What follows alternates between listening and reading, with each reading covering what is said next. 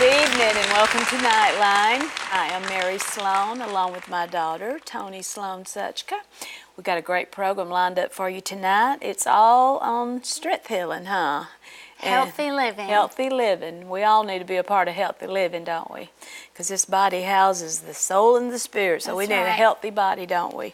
Right. Well, we've got a scripture here I wanted to read in just a few minutes, but before we do, we want to invite you to get on the phone and call us if you've got a prayer request, if you've got a praise report, just whatever. We want to hear from you. And you can also go to Facebook and get us live streaming right now. You can go to YouTube, get us live. You can go to the WGS 16 website and get us live. And there's our Facebook page they just showed on the screen. So you can, if you haven't liked our page, it's Nightline Live with Mary and Toni. And we will also stream it live from there, the show, which is a great way to share the program. And make sure, you know, like you say, share it. Don't just stare at it, share it. Share it with somebody else, because no telling who they might share it with. And we just get the gospel out there in all kind of ways, huh? Right. Who do we have on tonight? Well, we have some special people on. We always have special people on, though, every week, right? Yes. So a friend of mine is on tonight. Her name is Jaime Breakfield, and she had some things that happened in her health that I just thought was incredible how the Lord brought to light some things in her life that just improved her health. So I asked her to come on and share a little bit about that, because I feel like, you know, it's just that everyday person that is struggling and not knowing what to do, and she just has a great story to share about that. Then we also have Chris DeHollander. She's also a friend of mine, and she is a holistic health coach and a functioning, this is a big word, I have to read it, functioning nutrition practitioner, to get that out right. She is a wealth of knowledge, and I've learned so much from her. So she's going to be on to share as well, just encouraging healthy living and talking a little bit about the elimination diet. So that is something I feel like could be useful to a lot of people. And then we also have Sandy Byrne, who is the owner of Olive and Then Some in Spartanburg and Landrum, and then the Palmetto Olive Oil Company on Augusta Road. And she's going to be sharing some recipes with us tonight. And then what else are we going to do? Well, we have a little exercise segment. So I've got some exercise clothes on. I'm going to demonstrate some just simple exercises that you can do at home. And so we'll be doing that a little bit later. Can I do them too? Or Absolutely. Now, how much of that can I do, Toni? You could do it all. You think so? Yeah, sure. I mean, there's always options. I always tell people there's options for everybody. So you know, I found out, of course, you know, I go all the time, but I probably don't get the right kind of exercise I need. But I have found out if you don't go to a gym that's near your home, you're probably not as likely to keep going. So they are building a gym just right down the street from my house. Well, that's great. Y'all give me a hand. I might start to the gym. So I'm excited about that. Well, it's never too late to start, that's for sure. Right. You know, if I don't do anything but just go walk and, you know, take some deep breaths. I always feel like you're going to be more successful doing it outside of your home than in your home, because you're going to find too many other things that you could be doing when you're home, like laundry or... Well, that's exercise, isn't it? It is, but you know, you've been doing it a long time. You got some muscle memory for that one, so... Going up and down the steps, whatever, you know. Well, I wanted to talk a little about, you know, this is Heart Month, and, you know, heart disease is the leading cause of death in the United States, both among men and women. And high blood pressure and high cholesterol and smoking are all key risks to heart disease. And unfortunately, half Americans have, you know, one of these risk factors. And there are other lifestyle choices that also affect, which is, you know, your eating habits and poor diet, diabetes. But there's also physical inactivity. But there's also choices that you can make to help you reduce the risk. For example, getting active, which is something we're going to talk about later as well, and give you some options of things you can do just at home. Changing your eating habits to healthier eating. Quit smoking, manage your cholesterol and blood pressure. So there's all kinds of ways to help reduce those risks. And that's kind of the physical part of it. And then the emotional is, taking care of your family. I would say put God first in your life, and then it goes down spouse, kids, friends, family, and just have your house in order. And then the spiritual, the greatest love is the love from Jesus Christ. Right. And, he was fully God and fully man, and he came and changed our lives through the sacrifice. In Proverbs 4:23, it says, above all else, guard your heart, and for everything will flow from it. And, how are you filling up yourself spiritually? That may be quiet time with the Lord, devotion, worship time. However it is, when you spend time with him, the rest of your day is going to flow out from that. Yes. So there's so much to do with the heart. And I know that you even had some things to share. I was thinking this morning, used to only people we ever saw that had programs about exercise was the secular world, You didn't see a lot of it on the Christian programs, but this morning as I was leaving the house, Kenneth Copeland was on, and he had Don Colbert on, Dr. Don Colbert, Christian doctor. He's been a doctor for 33 years trying to help people learn how to eat healthy. And then Joyce Meyer had somebody on this week talking about health and nutrition. And then Marilyn Hickey had somebody on talking about the thyroid and how she actually helped heal herself, helped guide the doctors to know what was wrong with her. So it's good to see, Toni, that not only the secular world, but the Christian world too is being a part of helping people with all this. But you were talking about the tangible heart. We do have a tangible heart, and when it's strong, we do good. When it's weak, we don't. But I was doing some study, and I had studied this years ago, and it just brought it back to my memory about the tangible heart and the intangible heart. As human beings, of course, we have a physical heart, but are we aware that there's something within us that we can also recognize as an intangible heart? And one day I was thinking, what if my physical heart became so damaged and sick that I had to have a heart transplant? Well, I'm a Christian. I'm a born-again Christian. And what if they said, well, we've got a heart coming in, and we can give you a heart transplant? Well, that is the tangible heart that they would put in me. Now, does that make me unborn? No. People think, well, I'm born again because my heart's been changed. But when you study the references on the heart in the Bible, they're just so widespread. I remember when I lived in California, I attended a meeting with a lady that taught on the heart every week, and I learned so much from her. But I learned a lot about the intangible heart. What exactly is an intangible heart? Well, when we study the Word, we begin to understand about the heart. The heart is in the Bible, Toni, several hundred times. So it is very significant that we study it. And we also need to know how to care for it. Do you know that we're like a three-part being? We are body, we are soul, and we are spirit. So, just like the tabernacle of Moses, if you study the tabernacle, it's like a parallel of what Jesus has done through us. So anyhow, when we study that, we realize that they had an outer court, inner court, and a holy of holies. And we have a three-part body, well, the body, the soul, and the spirit. So you're saying that the heart's a composite of the three together. Yeah, and I just wanted to bring out, do you know that the heart thinks? In Matthew 9:4 it says, but Jesus, knowing their thoughts, said, why do you think evil in your hearts? Well, we don't think in our hearts, but we think in our mind. Why do we think? The heart is known as it thinks also. And then in Matthew 9:4, Jesus, knowing their thoughts, said, why are you thinking evil in your hearts? Because they were thinking. It was like a part of it. It was referring to the heart, but it was a part of the mind, the soul, the will, the emotions. And do you know that we have a will too? It talks about the heart. Right here, when we know about salvations, Romans 10:9 says, if you'll confess with your mouth the Lord Jesus and shall believe in your heart, now it says heart there, that God has raised him from the dead, you shall be saved. Well, that's your will, Toni. Mm-hmm. We have a will. And it always refers like to the heart, but when we study the revelation of all that, we find out there's the will, there's the emotions, and I could go on and on and on and on, but hey, we'll cover it another time. That's a good message. That is isn't good. it? That's very good. I love that. There's so much to study about the heart, not just the physical, but the spiritual, and so. Oh, that's in depth, isn't it? It is. It is. We need more than 2 minutes for that one. Right. So we are going to go to a clip by Strength Healing of What Should I Be Eating? Well, you should be eating all the macronutrients, which are large amounts of nutrients needed by the body.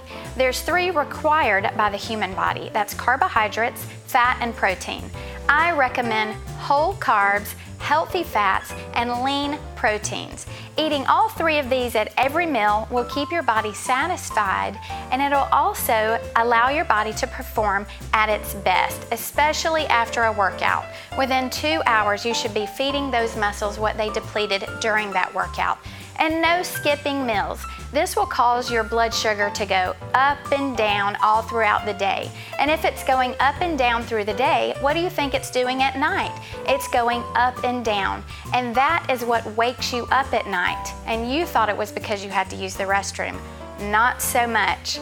So the answer to the question, what should I be eating? There's no trick. It's simple. You should be eating a balanced meal of whole carbs, healthy fats, and lean proteins. Small changes made one day at a time is what improves your health. For more tips and encouragement, go to my website at strengthhealing.com.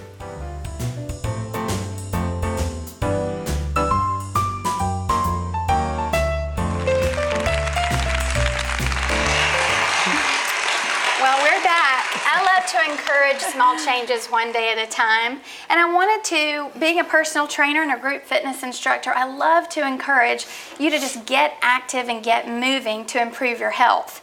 And I have a friend here, Jamie. Thank you for being here. Yes, I'm excited. This is She's fun. going to help me demonstrate some exercises today because Mom was going to, but she didn't wear the right outfit. So anyway, Jamie's going to do that for us. But there are 3 basic moves that I feel like they've been around from the beginning of exercise time. They're simple, but I see a lot of people do them incorrectly and therefore injure themselves. And exercise should not be something that we injure ourselves, but rather get strong and just increase our strength and endurance. So the 3 moves are squats, lunges, and push-ups. So not everybody has a gym, and these are things that you can do at home. And everyone's fitness level is different as well. My fitness level is different from yours and Yes, yours, definitely. and yours may be different from your spouse, your friends, your neighbors, and that's okay. But there's always an option for everyone. So Jamie, just step on the mat here. So the first move I wanted to show was the squat, a basic squat. So just go ahead and show the movement of a basic squat. So the key thing in the squat is that you see she has her arms out. So go ahead and stand up. From the beginning to the end, we want our feet aligned with our hips. And we're going to think about where's our feet in every exercise. So they're hip width apart. And what's our core doing? Our core is always braced and tight because a strong core is going to protect your back, your hips, your knees, ankles. So, and then we want the chest up. So as she goes up and down in this squat, go ahead. She is going to take the hips and push them back and down just right above knee level or 90 degrees. Now, it doesn't matter how fast or slow you do a squat. It's basically using the squat to your advantage and getting the hips back and down so that you're sitting right at 90 degrees. And another key thing with a squat that a lot of people I see have problems is, what do they say? They say, my knees hurt, my knees hurt. So when people are doing squats, a lot of times I'll see the squat come down, and when they push up, they push the knees in. So go ahead, squat again. She's gonna push her knees out the whole time, up and down, pushing the knees out. And as she pushes the knees out, she's also pressing through the heels and the balls of her feet. So when you do that, where and all are you feeling the squat? In the different areas. Feel it in your legs? I feel it definitely in my legs. And then you're also going to feel it in your glutes as you push up through. So the squat is going to strengthen your legs, and as long as you're doing proper form, then you're going to protect the knees. Are you sore the next day after all that? Well, it depends on Hopefully, that's a good sign. How many that you've been doing. Yes, you're probably going to be sore if you've never done these, and I'll give some tips of about how many you should do from beginner and on up from there. So the next move we're going to show, another basic move, is just a lunge. So again, the first thing we want to think about, where are our feet? They're hip width apart, and our core is always braced, and our chest is always up. So the key thing with a lunge is you want to take a long step back. So Jamie's long step is going to be different than my long step because your legs are longer than mine. So you take a long step back, keeping your hips square to the front. So when she goes down into her lunge, she's going to take the whole body down and up. Now you'll notice, go ahead and do that again and hold the lunge down. You'll notice that her front knee is at 90 degrees and her back knee's at 90. You can pull it up. I know you're like, how long do I have to hold this? So again, just like a squat, you want to push the front knee out so that you protect it. And a lot of times I see the lunges and people's knee go in, and that's incorrect. So you want the front knee out at 90 and the back knee at 90. And you want the head up like she has up, because if we don't take a long step back and we don't bend the back leg, what is going to happen is you're going to push forward the knee over the toe, which is not going to be good for your knees. And you're using your back into it as well. So we don't want to push forward. We want to strengthen the legs and push down and up at 90. Perfect. So this is incorrect. Right. This is not good. So the knee has to be straight at 90 degrees. Wow. And that way you're going to lean up the legs, tone up the legs, and that's what we want. I'm impressed, Jamie. Oh, thanks, me too. She asked me to do this today. Me? Are you sure? But the same thing, both squats and lunges are going to give you lean, toned legs, but it's going to build strength for you. So anytime you have building muscle strength, it's only going to protect you. It's going to help also protect your bones as you grow older. So there's never anything wrong with doing any of these moves as long as you do them correctly. And like I said, taking that long step back in the lunge is very, very important when you're doing that, so that, like I said, you're not pressing forward. And even with your squat, one thing I wanted to mention too, now she had her hands up here. I can do it. You can do it. You can do it. So when you squat, show them how, if your chest wasn't up, what it would look like. So when I go down, if I lean forward. Right. So now you know you're doing it incorrectly. So come on up. So the hands is a great way to know that your chest is up and you're not putting your back into it, because your hands will always be parallel to the floor if your chest is up, and you'll push straight up. So that's just a great tip to add those arms in. You want to try one? Okay. You don't have the right clothes on, Mom. If I hadn't done my exercise program this morning, I'd be I know. Yes, yes. So the last move I want to show is the push-up. Now, a push-up can be intimidating, and one of the things that I see a lot of people do incorrectly with a push-up is actually not going down far enough with your push-up. You always want to get your chest to elbow height so you can actually build strength in your pec muscles and in your upper body strength. So if you're just doing a push-up and you're going down just like a half an inch, you're never going to build the strength that you need. So there's three options. There's a beginner. I'm going to show a beginner option, an intermediate option, and an advanced option. So go ahead and take it down to the mat. Let's do long ways on the mat. Okay. So Jamie's going to show a beginner option. So she's on all fours with her knees under her hip and her hands are below the shoulders, a little wider than shoulders. And so when you take it down for the push-up, she's going to take her chest to elbow height and push up through the palms. So you never want the back to arch. So what you want to do, that's a no-no. Right. You want to think about someone standing on your back, and then what you're going to do is tighten your core as you do that. And then you're going to take the push-up down to chest to elbow height and push up. This is going to strengthen your upper body, and she's also using her core. Even though she's on all fours, she still has a long straight back, And then tuck the chin in just a bit so your neck is in alignment with the back. And she's pushing through the palms of her hands, which is going to give her strength. Now, the second option is more of an intermediate, where you're going to take it straight down. Now, her back is still long and straight, but she's pushed forward just a bit to work the chest a little bit more. Same thing, chest to elbow height. She's putting a little bit more core work into this, and then also beginning to engage her legs. So that's an intermediate option. So now I'm gonna, are you ready for this? We're gonna give it a try. So we've got push-ups advanced. We wanna take it easy, Jamie. down and push it straight up. Nice, good, good. All right, go ahead and bring it up. So the key thing on that push-up is when you're down for an advance, you are gonna take it right from here, and if you graduate to the advance, you're still in the same spot. You're just gonna lift the knees straight up, and your body is long and straight, chin is tucked, hips are square to the floor, and you wanna take that chest right to elbow height and push right back through. Well, that looks easy. There you go. And then a little bit more advanced. It looks easy. You push one foot. This is for your real advanced. Wow. 1 foot. One-handed. So there's always options for everybody with that. And your push-up is gonna build upper body strength. It's gonna work your core, and then it's gonna begin to get your legs involved as well.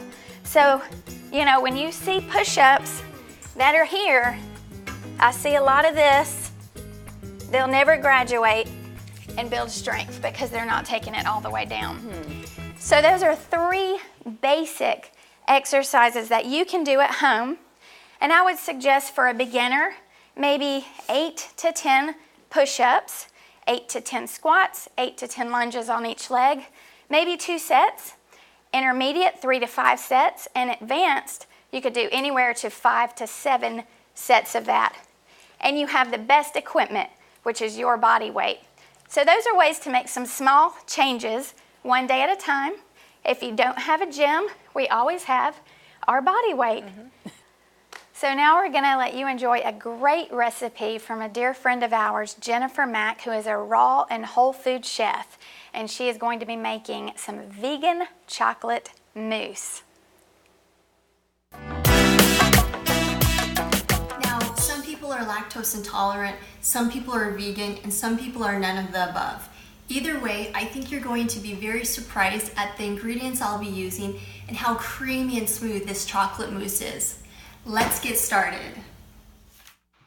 Ingredients: 3 cups almond milk, 1/2 cup coconut oil liquefied, 3 medium avocados, ripe, make sure they're slightly soft to the touch, 3/4 cup raw cacao powder or toasted cocoa powder, or if you want a chocolate-free version, use some carob powder, as you can see here. I'll also put the descriptions down below.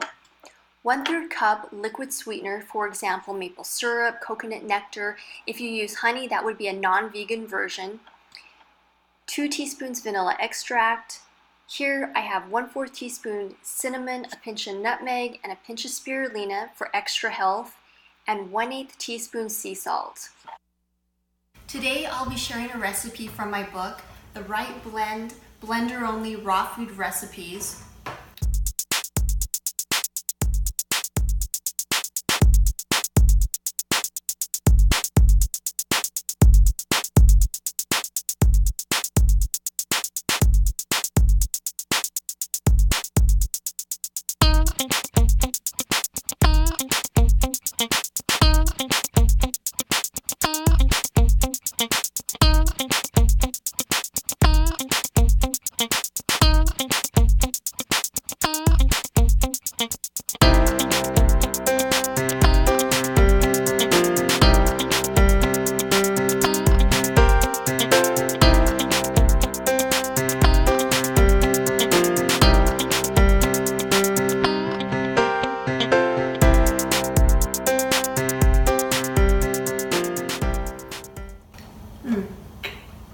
There are 3 things I really like about this chocolate mousse. The first is there's no cooking involved. I only used a blender. Just a regular conventional blender will do. But I will include in the description box the type of Vitamix model I am using. The second is I love healthy, good fats. I love avocados and coconut oil, and these are the two ingredients that make this chocolate mousse extra creamy. The third is I don't use any refined sugar. We just used a moderate amount of natural sweetener in this recipe.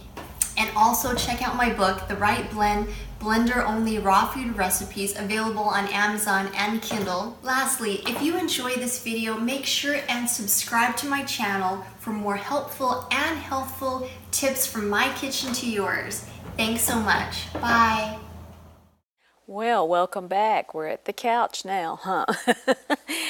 As you probably know by now, this is our Strength Healing Healthy Living program, and we also want to read our scripture, which is found in 1 Corinthians 6:19 through 20.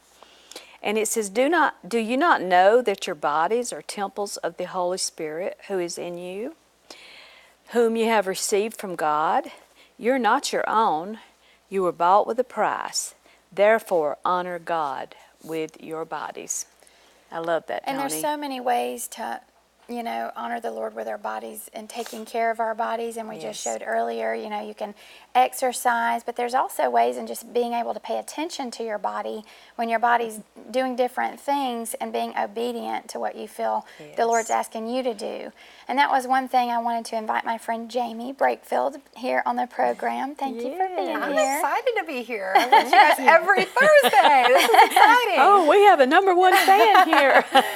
Well, Jaime and I have been friends for 8 or 9 years. Yes. I can't remember exactly how many years, but it's been a long time. We got to know each other really quickly and just have become best friends since. So I'm so glad that you're here. But, last year you developed some pain in your side, and not last year, but in the fall of 2016. Right. You developed some pain. So tell us a little bit about that and how that developed. Right. Yeah. So I've always been really healthy. As you know, we've trained for 2 half marathons together, and it really just came out of nowhere. It was Thanksgiving of 2016, and I was on a family vacation, and we were having a great time, but I kept finding myself going back to the hotel room and taking naps. I just could not figure out what was going on. And so when we returned back to Greenville, I got really sick, and to the point where I just drove myself to the ER. My husband went to bed, and I drove myself to the ER. And so they thought I had kidney stones, and they misdiagnosed me, just with several different things. And it was a long period, almost 6 days, before they figured out that I had acute appendicitis. And so they immediately removed my appendix. So you're like, honey, I'm at the ER. Make sure the kids are okay. And by the way, we're going to remove my appendix. So he did. He called me at 1 o'clock in the morning. Where are you? He couldn't find me. So, wow. So you were in some major pain. It So was finally, bad. just like you had enough. And I remember when you were on your trip that, you couldn't really enjoy it. Right. So. Well, how long after you had your appendix taken out did you start feeling bad again? I did. So I had surgery on December 5th, and probably 10 days later, I started developing a really horrible pain up underneath my right rib cage out of nowhere. And I struggled with that I didn't know at the time, but it was going to be that way for the next 11 months. And so it was really discouraging, Well, what did the doctors want to do after that then?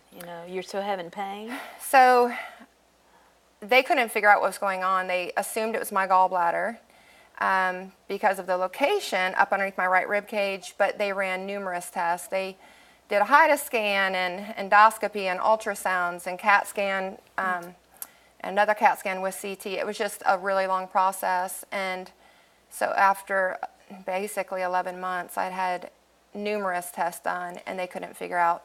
I remember we would talk day to day, and you're like, oh, you had so many medical appointments. Yes. And getting all these scans done, it was like, somewhat of a part-time job just to It go was. book all the doctor's Yeah. appointments and going and coming and trying to figure out what was going on. Right. It was so stressful, just not for myself, but for my family, my children. You know, I love to have fun. I'm a happy person, and I wasn't that way. It was really hard for my husband not to see me feeling well, and it was hard for my kids. They would come and run and give me a hug, and I'd say, oh, not too tight. Not too tight. You're hurting Mommy. And some nights I could just lay in bed, and I couldn't cook dinner, and they weren't used to seeing me that way. And that definitely affected your family life, obviously, of what definitely. kind of Yeah. mom you were and what you now couldn't do and what kind of wife you I had could a lot be. of guilt of the person I had become because I wasn't able to spend time with the kids the way I normally had and volunteer at the school as much, and just I wasn't there for them the way I had been. It was hard. And you and I talked a lot about it, and you really just didn't know what to do. You were kind of at an end, and I knew that we had prayed together about it, and I know you had been seeking the Lord for wisdom on what to do next. And I feel like the way it all happened, the Lord just kind of opened some doors, and you ended up meeting with a nutritionist. But tell us exactly how that even came about. Yeah, so I had surgery, my appendix removed December of 2016, and 11 months later I still wasn't well. And it was November 1st, this past November, and I was trying to cook dinner, and I just couldn't. I was so sick, I couldn't. And I literally, my whole family, they were upstairs, and I just wept on my knees in my kitchen floor, just like Hannah weeping to God. I mean, it was ugly cry. I just couldn't, I didn't know what to do, but I know that I'm a child of God, and that's my daddy, and I was just seeking him and weeping for guidance, just, intervene. And it was just so amazing because I didn't have clarity then what that was going to look like. I said, place doctors that can help me or nurses. And it was so neat because I had just scheduled an appointment and went in, and I didn't even have an appointment. I woke up one morning, it was like the 3rd of November, and I tried to get in to see a doctor, and they fit me in, but it was the receptionist who I spoke with that told me what I needed to do, of all people, the receptionist.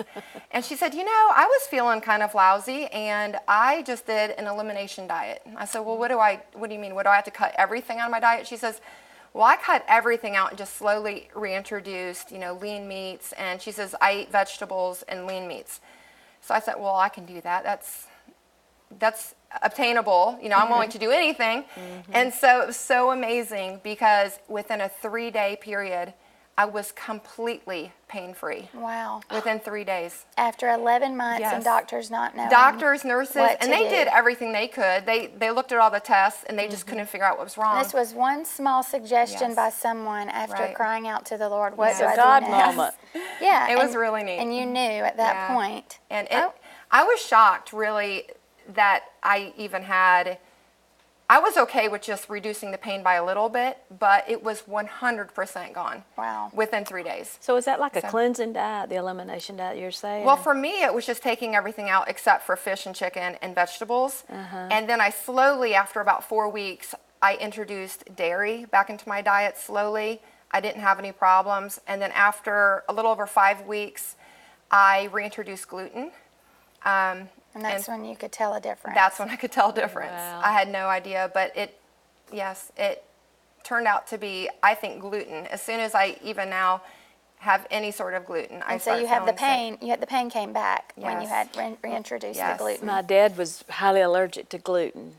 He had Really? celiac sprue and didn't know it for years because none of the doctors had ever heard of it. Oh, yes. So yeah. finally it was diagnosed, and he knew to stay off the gluten. Well, they had told me that I didn't have celiac because they did the endoscopy, and I know that I don't have celiac, but for some reason it causes this flare-up where I have some sort of inflammation. And I do, looking back on it, I do think that a lot of it had to do with stress, that I feel like that's what triggered all of this. I was having the stress of, I went back to work that year as a school teacher, which I loved. I didn't feel stressed out. I enjoyed my job. But then I had some other personal things going on in my family, and it was just a lot. And then the surgery. Having surgery was very stressful. I bet. Well, it's awesome to know that, it took some time but something so simple that the Lord allowed you to hear and try and be able to be pain-free now. That is an amazing story. So we're going to have Jaime back also in our next segment along with Chris DeHollander. But right now, I want you to enjoy this recipe. You're going to want to write this one down. It's no-bake energy bites. These are going to be chocolate no-bake energy bites, and they provide exactly what it says, energy for you. They're also packed with protein and a ton of superfoods that provide great health benefits. So I'm just going to show you how easy this is to put together, Mom. I know you've tried these before. We actually did these at a conference, didn't we? Yes. And they were a big hit. Yes, everyone came by the table to grab an energy bite to get through those women's conferences. I think they came by 2 times. Yeah. So this recipe is super simple. All the ingredients are laid out here. We've got oatmeal, unsweetened coconut, all natural peanut butter, ground flax, and then there's a couple options on this. You can either use raw, 100% raw, unsweetened cacao or cocoa, but I chose to use a protein powder. This is called a Complete Juice Plus protein powder, and the flavor's chocolate. So I decided to use this because it provides more protein, and it also has over 10 fruits and vegetables inside the protein powder. So these are actually going to be packed with all kinds of nutrition and nutrients and phytonutrients. Well, I like the fact that we got a little chocolate going on with it. Now, don't we all crave chocolate a little bit sometimes? A little bit. And you let us have this. So this is going to be good for a sweet treat that you can have that you have to, no guilt with that. I make these all the time. We have them in the house. Let's go ahead and start putting some of these ingredients together. We'll just pour the oatmeal in. Dry oatmeal first? Yes, this oatmeal, I used gluten-free oatmeal, and it's not necessary, but it is an option to be able to use gluten-free. So 1 cup of dry oatmeal, and then we're going to have 2/3 cup of unsweetened coconut, shredded coconut. Ooh, that looks good. Put that in there. And then we have all natural nut butter. Now I've chosen to use peanut butter, but you could also use almond butter, or you could even use sunflower butter, a seeded butter. So I'm just gonna pour this in here. This is one of the ingredients that's gonna help make it stick together. I love peanut butter. So do I. So do I. I used to not like it as a child, but I have grown to love peanut butter. So our ground flax. Ground flax, we're gonna have 1/4 cup of ground flax. You want to make sure that is already ground. It's very important so that your body can digest that. You've got 1/3 cup of honey. 1/3 cup of honey. Now this is raw honey, and it's actually local honey. So I always make sure to get raw and filtered local. I love honey too. Yes, it's good mixed with peanut butter, right? Yes. My kids love to mix peanut butter and honey. I remember doing that with biscuits when I was a little girl. Oh, we had biscuits to go with it. Oh, yeah. Okay, you got 1/4 cup of unsweetened cocoa powder. Or I'm going to use this Juice Plus protein powder. This is what I said had over 10 different fruits, vegetables, and grains. Nice. So this is chocolate. I'm going to pour that in there, and that's going to provide our chocolate. Okay, and you got is that tablespoon of chia seeds? Yes, I'm going to add that. Yeah, and then you got 1 teaspoon of vanilla extract. There we go. So all of our ingredients are already in here. Now I make these, I have these in the house all the time. I keep them together all the time. These are great. Even when I travel, I have these just for the road, something easy and healthy to grab. If you want a snack, or like I said, a healthy treat. Now you're going to mix all this together, and you're going to have to get your hands dirty and really get in there and massage all these ingredients together. So after they're massaged together, you're going to put it in the refrigerator and let it chill for about 20 or 30 minutes, and we've already done that just especially for you. So this is what we have now. So it's going to form together more of like a hard solid here. So basically, we're just going to grab some of this. Mom, grab a little. Okay. And this recipe is going to provide, depending on how large you make your portions, it'll make about 20 to 24 energy bites for you. Make sure your hands are real clean. Absolutely. So, and you just form them into little round portions. And then I've got a few here. And there you go. Yes. they're perfect to take on the road with you, keep in the house. Do we get to taste yes, it? absolutely. Can I taste this one? Yes. So it's got all those superfoods in there. My only advice when eating these is to check your teeth before you leave, because those chia seeds can get sneak in between those teeth. Don't smile too big after you've had a bite. Right. That's Do you like delicious. them? It's good, right? Toni, delicious. So if you enjoyed this and you would like to see more recipes and tips like this, then you can go to my website, strengthhealing.com, and subscribe to my newsletter.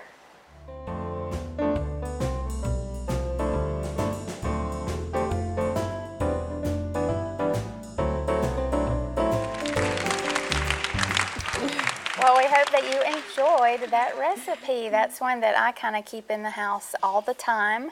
All those ingredients are so delicious too. I mean, it is. And it's so nutritious, isn't it? yummy. It is. It's they're dense, so you can't eat a ton at one time, but just a couple, you know. I think I liked everything. I loved everything in that recipe. Loved honey. Loved peanut butter. Well, our next guest is a friend of mine that I have known for many, many years. I would say probably, let's see, what year are we in? 2000. I met her before I was married, and I'm coming up on 18 years. Goodness. So we reconnected a couple years ago, and we've been working together since and just encouraging healthy living. Her name is Chris DeHollander, and she is a holistic health coach and also a functioning nutrition practitioner. So I know that you have so much knowledge to share with us today. I've learned so much from you, and I can literally say from some of the things that I've learned from you in the last couple years has changed like my life completely. Just opening my eyes to some things that I just wasn't aware of, and so thank you for that. Good, I'm glad to. And thank you for being here today. I'm excited, thanks. I know Jamie shared a little bit about just learning some about the elimination diet and how it changed her life as well. So that was one of the things I did want to have you on to share. But anyway, thank you for being here. What is functional nutrition? Functional nutrition, that's a great question. So in conventional medicine, they treat the symptoms. So you go to the doctor and you ask the doctor, for example, if you have a headache. I have a headache, let's give you an Advil. So that's treating the symptom. The symptom is the headache. And maybe if you're even more holistically minded, you would use essential oils, which I love, and do a little peppermint oil on your, on your forehead, and that's treating the symptom of the headache. Whereas in functional nutrition, functional medicine, we try to get to the root of the issue and ask, why are we getting the headaches in the first place? Like, what is causing the headache? And we look at the body as a whole, so we don't just isolate. I know you said you had many doctors to go to, many tests, but a functional doctor would look at the whole body. They look at your digestive system, they look at your hormones, they look at everything to try to figure out and get to the root of the issue of why you're getting this headache and stop it from causing in the first place. Yes. So really just getting to the root of the issue. Yes, and as a nutritionist, I use food as medicine, and let's see what we can do. And the elimination diet, your story does not surprise me at all, because I've learned about the healing powers of food, the food that God gave us as using the whole food. Right. It's just amazing what we can do. And I love that, Jamie's a school teacher. She's not, a nutritionist or a health coach. So I feel like her story can resonate with so many people. So she touched a little bit on her experiment with the elimination diet. Can you explain a little bit in more detail what exactly an elimination diet is? Yes, an elimination diet, exactly what she did is we basically take some foods that people are highly sensitive to, and we remove them for your diet for a short period of time. And then what we do is we introduce that food in one by one, just like you did, and see if you have any reactions, and see if some of your symptoms that you had that went away are starting to come back again. And we use a food diary, and we take note of how we're feeling, and it could result in digestive issues, and it can result in other issues like fatigue that comes back after you bring in dairy, for example. So it's very methodical. It's like a science experiment. I always tell people we're all unique. God made us so different. Let's figure out what foods work for you, may not work for me. And the way that we can figure that out is through this elimination diet. And you had to do that, right, Jamie? You logged a lot of your food just to see. For several weeks. I know that you were like, this is a lot of work. Yes. But you know, when you feel better, Yes. it's worth it to find out, like Chris said, what the root of the problem is. For me, I was intimidated by the process of logging my food, but you really just kind of get into a groove of it. Don't be intimidated by it. For me, it's amazing to see what is making you sick. Like, it's just truly amazing to say, oh my goodness, I ate this, and look, this is why I feel this way. Right. I can't believe this. I mean, I'm not gonna say how old I am. I'm an adult, and I've just now finally did that, you know? Yeah. And Right. I could have done this years ago. And on the other opposite end of that is that, oh my word, I'm eating like this, and this is how good I feel. Yes. So now, who would you suggest try this type of diet?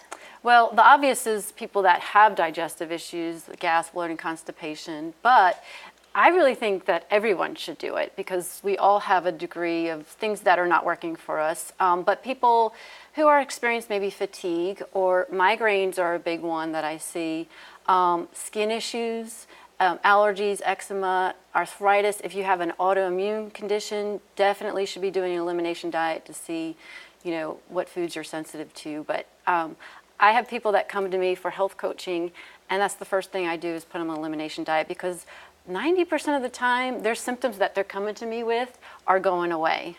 So if you figure out what foods are working for you, if they're not working for you, it's causing inflammation in your body, and that could cause a host of issues.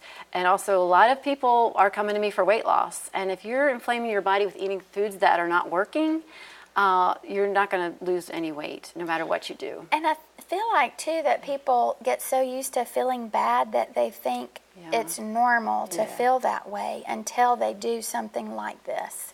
That is so true. People don't realize how tired they are or how much pain they're in, or they just get used to it, right? And then they never realize, oh, there could be this area where I just feel amazing. And a lot of times when they get there, they don't ever want to go back. Like, you probably won't eat gluten again. It's just not worth it. It's not worth it. Yeah.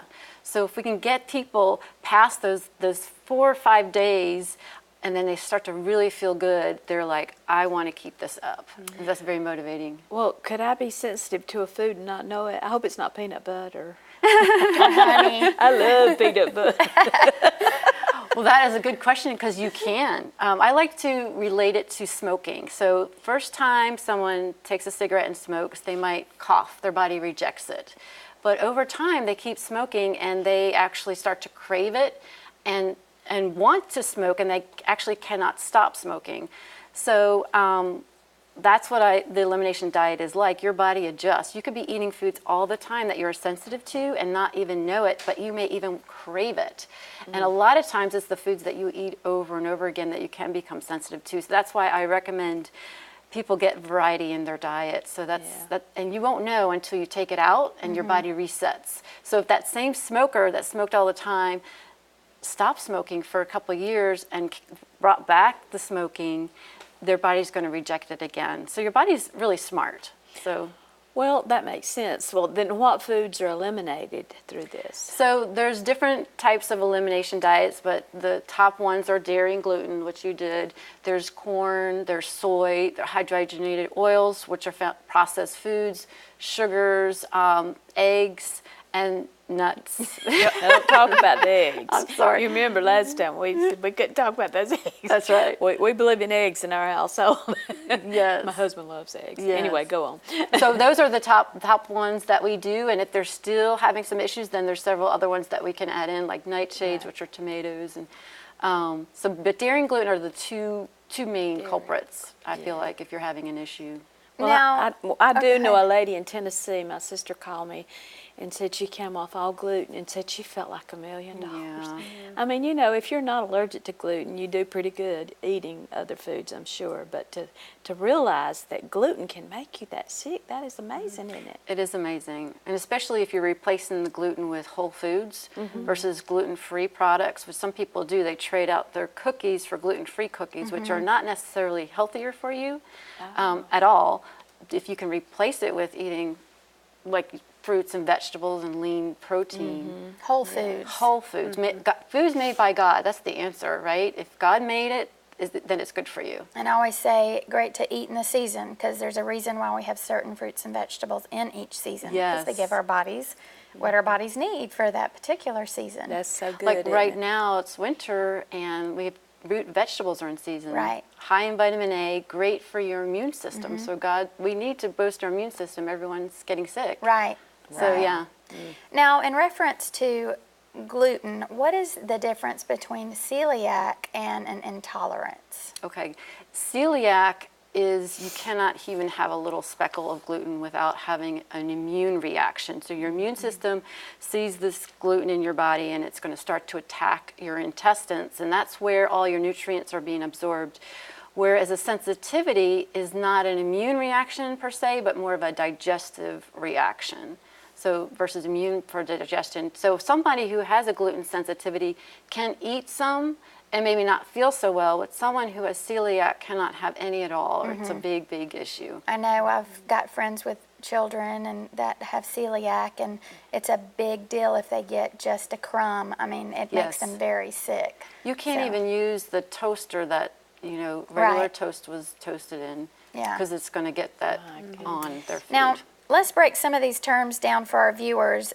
What are hydrogenated oils, GMO, and why corn and soy? No corn and soy. Yeah, so corn and soy are one of the highly sensitive foods that we take out in elimination diet, and they are mostly genetically modified, and they are found in processed foods because they're cheap. They're cheap foods, and genetically modified is basically man came in and modified the food that was natural and good, and for many reasons, and usually it's for monetary reasons, to produce more, be more economical. And these are causing a host of issues in people. And so it's very cheap to make, so they put them in processed foods, so we're eating an abundance of it. Think about high fructose corn syrup, all of the, like in the center aisles, where anything packaged, read the label, you'll see corn, you'll see soy. So our bodies are not used to this because it's genetically modified. So it's not natural. Which is GMO, genetically modified organisms, yes. And one good tip I love to give people is to shop the perimeter of the grocery store. Yeah. You're typically a bit safer. And if it has no food label, then that's good news. Right, right, yes. Well, how long should you do the elimination diet?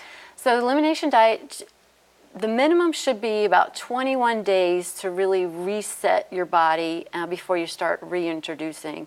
But I have seen people, I mean, you said 3 days that you felt amazing. I have seen people do less, but typically if you come to me, we're going to do 21 days, maybe even 4 weeks before we start reintroducing the foods back. What contributes to the digestive system? Okay, so that's like a whole nother course. Yes, like our digestions are being taxed every single day. Just stress. You said that was a trigger, and that's. I asked you when we were waiting. I said, so what do you think triggered all this? Why all of a sudden did you get this pain? And it was the stress that brought it on, and all the antibiotics that we're ingesting kills your good bacteria and your bad bacteria, and it takes about a year for your body to recover from taking one antibiotic. So it's a year? a year for your gut flora to repopulate, get back to normal. I didn't know that it took that long. Wow. Yeah, and and then so stress, and then the toxins in our environment, just aging. We produce less of everything, less enzymes, less stomach acid. So just being part of life is stress. So we all have a degree of some digestive issues. Wow. Yeah. Now, once you eliminate a certain food, do you think it's something that someone has to eliminate for life? It could be. In your case, you probably don't even want to try to add gluten back. Right. But things like, nuts and, even corn that's clean, that's, not modified. Once you heal your gut, I always say that, God created our bodies to heal itself. So if you get a cut, it's going to heal, right? But if you keep picking at that cut, it's not going to heal. So that's the same thing with our body. Once we remove the foods, we're allowing our bodies to heal and our digestive system to heal. So there is very possible that some of these foods you're sensitive now, after your 3 weeks or 4 weeks or 6 months, when you bring these foods, you may be fine with because your gut is healing and getting back to optimal health. What kind of results have you seen in people that's gone through this Oh, program? I mean, look Well, at we just heard Jamie, from it's one. amazing. And a couple of things that people that come to mind. I had one lady in particular took my clean eating program, which is based on the elimination diet, and she had debilitating migraines, and she would drop her kids off at school, come home and lie on the couch 3 or 4 days a week. So like half her life was on this couch. And she did my program. She found out she was sensitive to wheat, which is in a lot of the processed breads and stuff. And she said her migraines went away. And so she's gotten her life back just by doing a simple elimination diet. So that was really exciting for her. Even something like someone said they have sleeping through the night for the first time. Yeah. Fatigue gone away. A lot of arthritis, people that do the program, they're like, I don't feel that in my hands anymore because it's the inflammation that's calming down. So, Well, we've only got a little less than 2 minutes before we close this first hour. So I want you to share your program you mentioned. It's called, I know we've done this together, it's the Yes. Shred 10. Shred 10, it doesn't mean you need to lose 10 pounds. We're just shredding a lot of the inflammation foods and a lot of things on like gluten and dairy, processed foods and sugar, and we're going to nourish our bodies with whole foods. So shredding some bad habits. Bad habits. And then I wanted you really quickly to share about a couple events coming up as well. So we have, we do a lot of healthy living events around the area, and we have a kombucha making workshop, which kombucha is a fermented tea, which is great for digestive health. And then we also have Toni coming in, and she is from out of town. She's going to talk about nutrition and how that really can help your body. She's known as the crazy plant lady. So it's going to be a good one. Anybody that just reaches out to you through your website can get your newsletter and will know all about the program that Chris has to offer. If this is something you would like to try, you can reach out to her. We'll also have these events on our Facebook page, Nightline Live with Mary and Toni, so you can check them out there. But I definitely encourage you to try something like this. And we just want to pray for our viewers right now, those of you that are watching, and we're going to come back in our next half hour with Sandy Byrne, and we're going to be cooking in the kitchen. So, Father, we just thank you for this time that you've given us to just educate ourselves. For that person watching, maybe this was an answered prayer of not knowing what their next steps are and what to do, just like Jamie experienced. So I just thank you for the knowledge from Chris and what she can share with us today. And if that's you, I just pray that the Lord would give you wisdom and direction and your next step in what to do. We bless you in Jesus' name. In Jesus' name. Amen.